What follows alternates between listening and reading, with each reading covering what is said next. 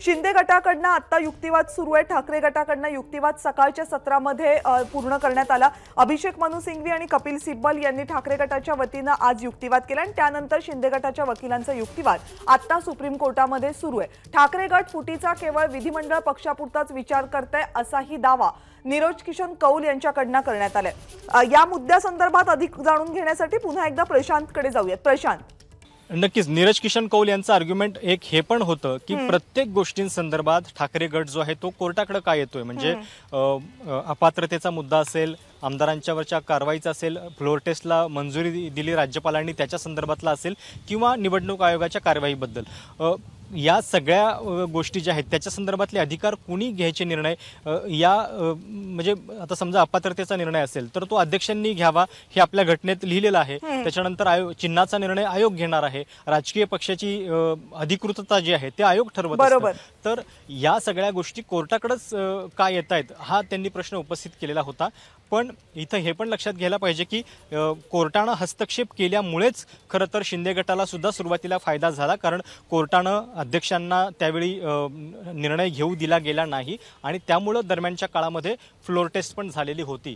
आता शिंदे गटाचं म्हणणं हे पण आहे की डिस्क्वालिफिकेशनचा कुठलाही परिणाम होत नाही, फ्लोर टेस्ट जी झाली त्याच्या निकालावरती सुद्धा त्याचा कुठला परिणाम झाला नसता म्हणून वगैरे। पण या शेवटी जरतरच्या गोष्टी आहेत। कायद्याच्या दृष्टीने आता या युक्तिवादाला किती महत्त्व येते हे बघावं लागेल। आणि आजचे जे युक्तिवाद आहेत त्याच्यामध्ये इलेक्शन कमिशनचा जो युक्तिवाद आहे, अरविंद दातार जे इलेक्शन कमिशनची भूमिका मांडणार आहेत ते नेमकं काय सांगतायत हे सुद्धा या निकालासाठी खूप महत्त्वाचं असणार आहे। प्रशांत, विधिमंडळ पक्ष आणि राजकीय पक्ष हा मुद्दा इथे पुन्हा एकदा चर्चेला येताना दिसतोय, कारण नीरज किशन कौल यांचा मुद्दा असा आहे की ठाकरे गट हा फुटीचा फक्त विधिमंडळ पक्षापुरताच विचार करतोय, पण राजकीय पक्षातील फुटीवर चौकशीला मात्र ते तयार नाहीये। त्यामुळे विधिमंडळ पक्ष आणि राजकीय पक्ष हा मुद्दा पुन्हा एकदा चर्चेला आलाय। नक्कीच, आणि हा मुद्दा या केसमध्ये वारंवार उपस्थित होईल, पुढे पण होईल, कारण विधिमंडळ पक्ष जर बघितला आपण म्हणजे विधानसभा आणि लोकसभेतलं अस्तित्व तर ते शिंदे गटाच्या बाजूने जास्त आहे, कारण बहुतांश आमदार बहुतांश खासदार हे त्यांच्या बाजूने आहेत आणि दोनही सभागृहाच्या अध्यक्षांनी त्यांच्या गटाला त्यांच्या गटनेत्यांना मान्यता दिली आहे। म्हणजे लोकसभेमध्ये सुद्धा आपण बघितलं की तेच झालेलं आहे आणि त्यामुळं हा जो काही निर्णय आहे तो केवळ लेजिस्लेटिव्ह पार्टीचा नाही, तो पॉलिटिकल पार्टीचा सुद्धा आहे हे सांगण्याचा प्रयत्न ठाकरे गटाकडून केला जातोय आणि त्या दृष्टीनं वेगवेगळ्या मुद्द्यांचा कायद्याचा कीस जो आहे तो या ठिकाणी पाडला जातोय। नीरज किशन कौल यांचं आर्ग्युमेंट आता चालू आहे आणि दोन निकालांचा हवाला ते घटनापीठाला देत आहेत। त्यांचं म्हणणं आहे की जरी सिंबल ऑर्डर संदर्भात सुप्रीम कोर्टानं काही निर्णय दिलेले असले तरी सुद्धा इलेक्शन कमिशनला अशा काही पॉवर आहेत की ज्यामुळं ते लेजिस्लेटिव्ह किंवा पॉलिटिकल पार्टी या संदर्भातला एक निर्णय जो आहे तो घेऊ शकतात। नीरज किशन कौल यांनी सुप्रीम कोर्टाच्या काही निकालाचे दाखले देत हा युक्तिवाद केलाय, जो युक्तिवाद तुम्ही आता स्पष्ट केलात। 1972 सालच्या सादिक अली केसचा दाखला सुद्धा त्यांनी पुन्हा एकदा दिलाय। या अगोदर सुद्धा याचा उल्लेख करण्यात आला होता। निवडणूक आयोगाला पक्षचिन्हाबाबत निर्णय घेण्याचा अधिकार आहे।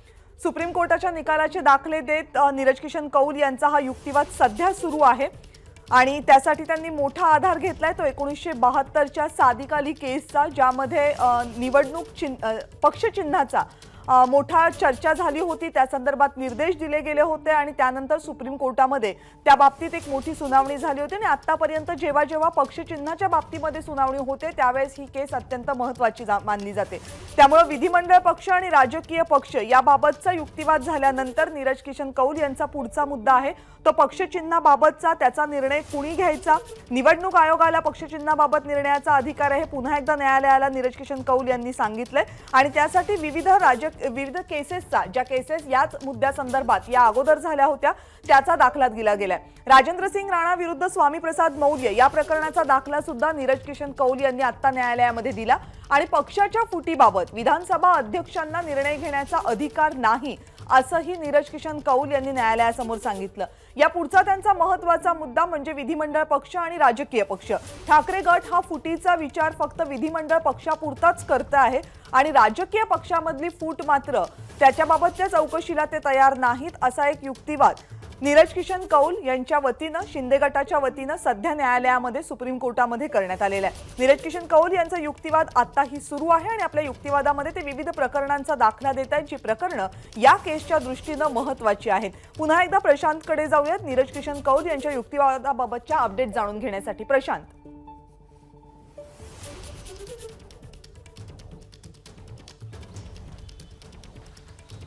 नीरज किशन कौल आता जे जुने निकालांचे हवाले देत आहेत त्याच्या पाठीमागचा उद्देश हाच आहे की त्यांचं म्हणणं आहे की स्प्लिट किंवा मर्जर या दोनच गोष्टींनी विचार करू नका। सुप्रीम कोर्टाचे आधीचे जे निकाल आहेत त्याच्यामध्ये लेजिस्लेटिव्ह आणि पॉलिटिकल पार्टी या संदर्भात काही निर्देश जरी कोर्टानं दिले असले तरी निवडणूक आयोगाचा या संदर्भातला अधिकार सुद्धा कोर्टानं कायम अबाधित ठेवलेला आहे।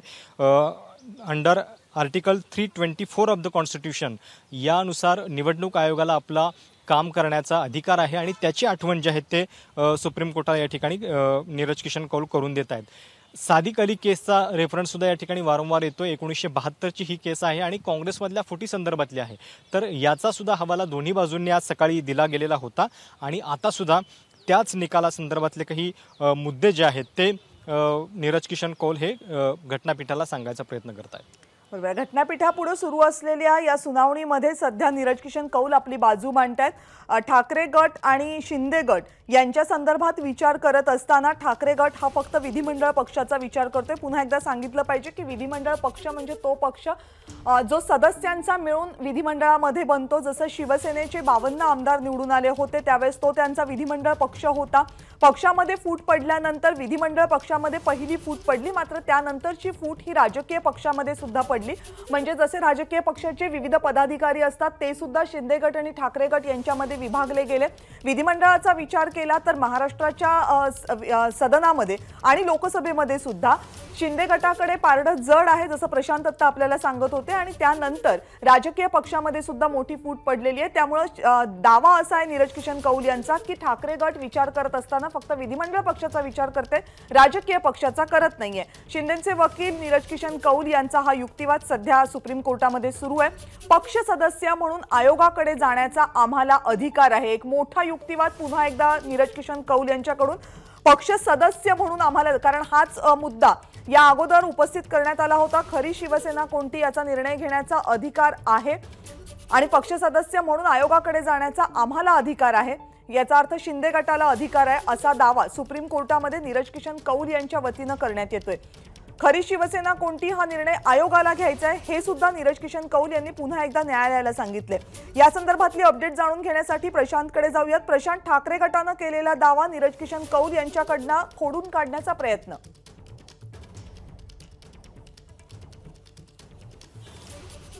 आणि जुन्या निकालांच्या हवाले ते हे सांगण्याचा प्रयत्न करतायत की कुठल्या गटाला या संदर्भात पार्टी म्हणून स्वतः दावा करण्याचा अधिकार आहे, तर त्याच्या संदर्भात त्यांचं म्हणणं आहे की घटनेनुसार एखादा छोटा ग्रुप जो आहे तो सुद्धा दावा करू शकतो की आम्ही पक्षाचं प्रतिनिधित्व करतो। आणि जेव्हा अशा पद्धतीचा प्रश्न निर्माण होतो की म्हणजे दोन्हीपैकी कुठला गट जो आहे तो पक्षाचं योग्य प्रतिनिधित्व करतो, तर त्याच्यामध्ये बऱ्याच कॉम्प्लेक्स गोष्टी ज्या आहेत त्या लक्षात घेतल्या जातात। पण निवडणूक आयोगाने या संदर्भातला निर्णय दिला तरी सुद्धा एखाद्या ग्रुपचं रिप्रेझेंटेशन जे आहे ते अशा पद्धतीनं अमान्य केलं जाऊ शकत नाही। म्हणजे आम्हीच खरी शिवसेना हा जो शिंदे गटाचा एक मूळ दावा पहिल्यापासूनचा आहे, तर त्याला आधार देण्यासाठीचे हे युक्तिवाद जे आहेत ते जुन्या निकालांच्या आधारे केले जात आहेत। आणि मुळामध्ये त्यांचं सांगण्या पाठीमागचा उद्देश हा आहे की सादिक अली केसनुसार असा कुठलाही वाद जो आहे तो पक्षातला तो शेवटी निवडणूक आयोगच ठरवतं, निवडणूक आयोगाचंच हे कार्यक्षेत्र आहे आणि त्यामुळे त्यांच्याकडे हा सगळा मुद्दा जो आहे तो गेला पाहिजे, हे त्यांचं आर्ग्युमेंट या ठिकाणी आपल्याला दिसतंय। आणि पक्ष सदस्य म्हणून आपल्याला अधिकार असल्याचं सुद्धा नीरज किशन कौल यांनी प्रशांत सांगितलं न्यायालयाला। खरी शिवसेना कोणती हा प्रश्न असल्यामुळे बहुमत महत्त्वाचं असा एक युक्तिवाद हा नीरज किशन कौल यांच्याकडनं केला जातोय। एकीकडे ते हेही म्हणतात की छोटा गट सुद्धा प्रतिनिधित्व शिवसेनेचं करू शकतो, तर दुसरीकडे ते हेही म्हणतात की खरी शिवसेना कोणती हा प्रश्न असल्यामुळे बहुमत महत्त्वाचं। प्रशांत,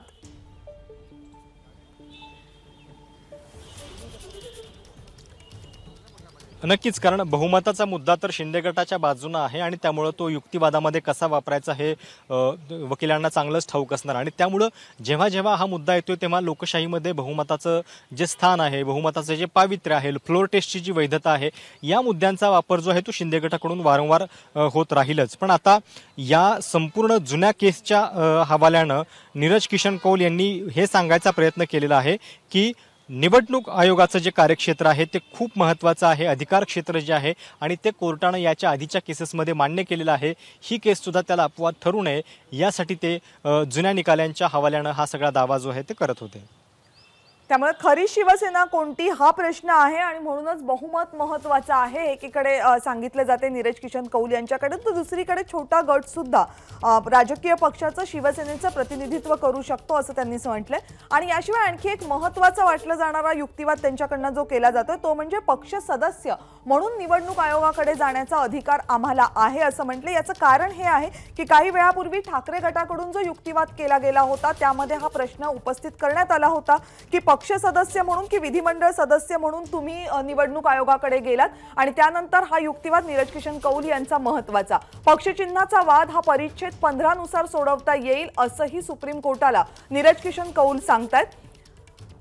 आजचा युक्तिवाद हा संपूर्णपणे पक्षचिन्ह आणि पक्षचिन्हाचा वाद सोडवण्याचा निर्देश हे निवडणूक आयोगाला द्यावेत की नाही या संदर्भात सुरू आहे. आणि त्या संदर्भात म्हणताना पक्षचिन्हाचा वाद हा परिच्छेद 15 नुसार सोडवता येईल असं नीरज किशन कौल यांनी न्यायालयाला सांगितलंय. एबीपी माझा, उघडा डोळे बघा नीट.